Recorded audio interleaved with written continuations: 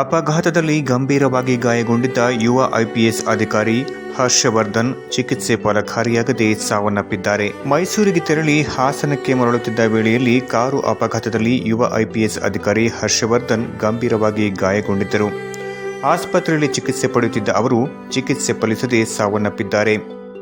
ಮೈಸೂರಿನ ಐಜಿಪಿಯವರನ್ನು ಭೇಟಿಯಾಗಿ ಹಾಸನ ಡಿವೈಎಸ್ಪಿಯಾಗಿ ವರ್ಗಾವಣೆಯಾಗಿದ್ದ ಕಾರಣ ವರದಿ ಮಾಡಿಕೊಳ್ಳಲು ಜಿಲ್ಲಾ ಪೊಲೀಸ್ ಕಚೇರಿಗೆ ಯುವ ಐಪಿಎಸ್ ಅಧಿಕಾರಿ ಹರ್ಷವರ್ಧನ್ ಕಾರಿನಲ್ಲಿ ತೆರಳುತ್ತಿದ್ದರು. ಈ ವೇಳೆ ಹಾಸನ ತಾಲೂಕಿನ ಕಿತ್ತಾನಗಡಿ ಗ್ರಾಮದ ಬಳಿಯಲ್ಲಿ ಕಾರು ಅಪಘಾತವಾಗಿ ಐಪಿಎಸ್ ಅಧಿಕಾರಿ ಹರ್ಷವರ್ಧನ್ ತಲೆಗೆ ಗಂಭೀರ ಪೆಟ್ಟು ಬಿದ್ದಿತ್ತು. ಗಾಯಗೊಂಡಿದ್ದ ಅವರನ್ನು ಹಾಸನದ ಖಾಸಗಿ ಆಸ್ಪತ್ರೆಗೆ ದಾಖಲಿಸಿ ಚಿಕಿತ್ಸೆ ನೀಡಲಾಗುತ್ತಿತ್ತು. ಆದರೆ ಅವರ ಸ್ಥಿತಿ ಚಿಂತಾಜನಕವಾಗಿತ್ತು.